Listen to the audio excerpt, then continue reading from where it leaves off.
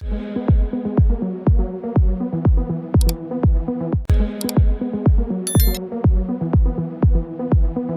and welcome to my channel. In this video, we are going to learn how to perform analysis of variance Anova in Python. This test allows us to compare the mean of 3 or more groups to see if they are significantly different from each other. To perform Anova test in Python, we are going to import some libraries like pandas. I already write it here, import pandas as PD, and we need from scipy.stat we have to import some tests like Levine test and Bradley test. With this, from statmodel.formula.api import OLS. And one more important library we need here, import penguin as p. So we have these 4 libraries here and we just run this. So as you can see, we have all these 4 libraries in our Jupyter notebook here, and now we load the data and take a look at it. And our data comes from some study that is provide us the anxiety score measured at 3 groups of the individuals participating in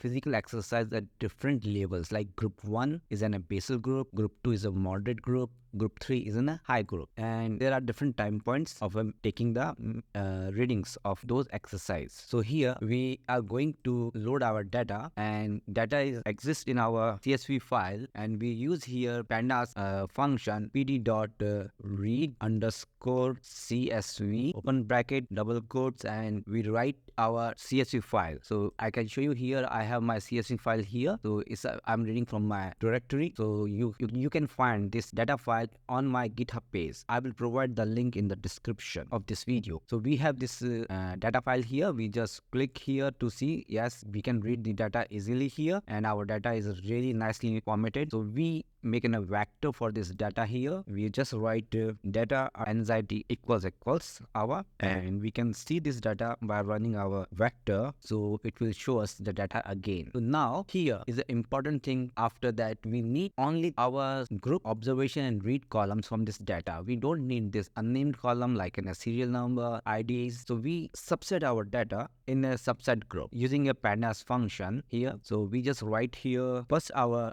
data vector and data for anxiety, and we gives here bracket double square bracket, and in the double square bracket we just give the name of our column headers in a double quote. Like here I will write a group comma double quote observation comma double quote read. So please keep in mind we are giving these column headers in the double square brackets, and if we run this we can see we just got our subset data as a group observation and read, and we save this data in another vector called anxiety subset, and we just put an equal sign and we can run this. So now our subsetted data is stored in anxiety underscore subset data. Now after subsetting our data, we are going to check here the normality of our data, how our data is behaving, is really a normally distributed or not. To check the normality of our data, are going to do Shapiro test. So we just come here in this code line and we check the first I can write here to normality check for distribution, and we just write here that stats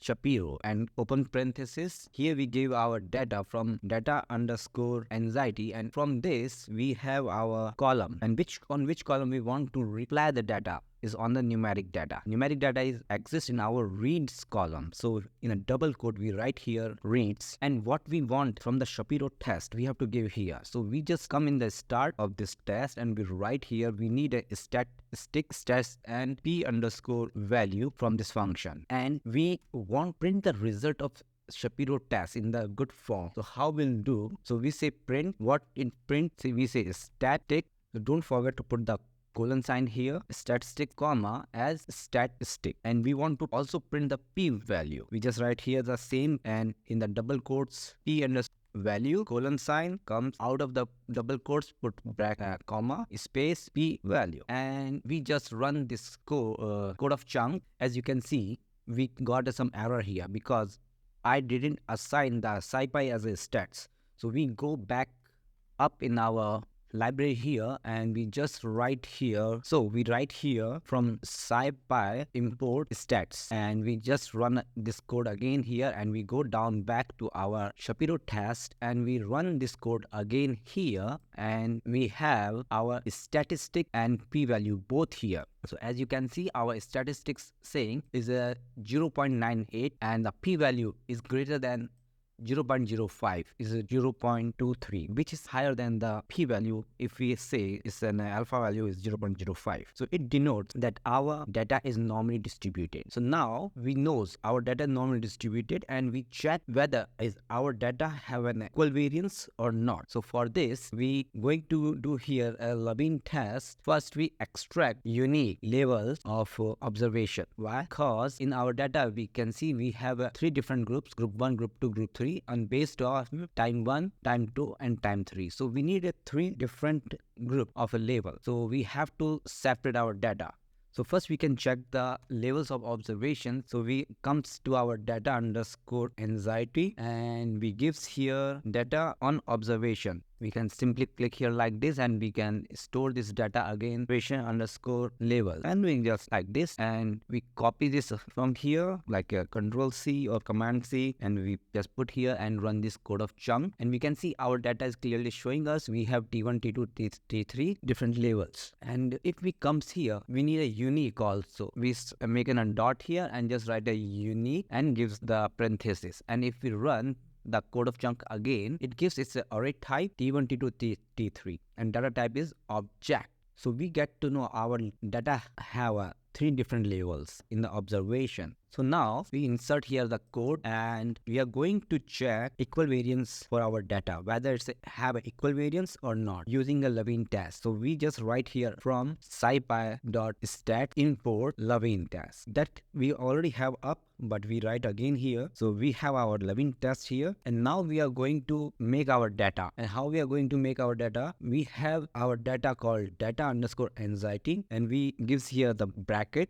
And again, in this we say just data underscore anxiety. But in this data, what we first we are looking for the observations. And we put again the square bracket in double quotes. We just say here observations. These observations must be equal to our levels because we have a group 1 equals to T1, group 2 equals to T2, and group 3 equals to T3. Here we have here and we select this whole and we just put this whole in a one big square bracket and comes out, and again we gives here a square bracket. In this we says levels are equals to in double quote reads for levels in again the square bracket, and here we have to give in the double quotes T1 double quote T2 double quote T3. So now we have our full code here, and to run this code first we need to assign this code in the vector called grouped underscore reads, and that is equals to this code. And now when we run this, we have no error here, and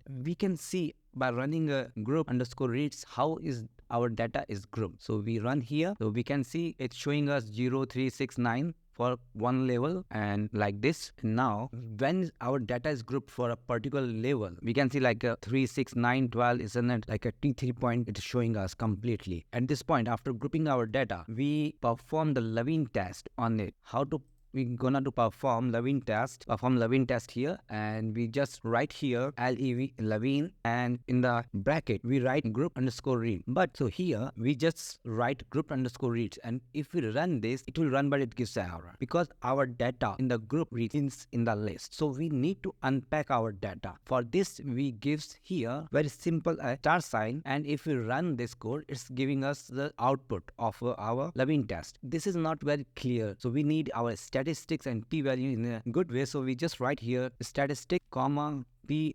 underscore value. We comes in the end of our and we want to print our statistics values. So we write a print here and bracket open double quotes. We write Levine test, Levine's test, statistics colon comes out comma statistic, and the same we will do for the p-value colon and comma in score value. So this is the same like check the normality test, and we just run here our code of chunk. So now the output is just getting much better. And here the Levin test is showing us that T statistics is a 2.3, which is really higher, and P value is 0.10, higher than the alpha value or assigned alpha value of 0.05. So we can say here we have enough evidence that our normality test and the Levin test both are showing that we completely accept the null hypothesis and reject the alternate hypothesis that our data is normally distributed. The model by finding the best fitting line through the data points. So we comes here and we just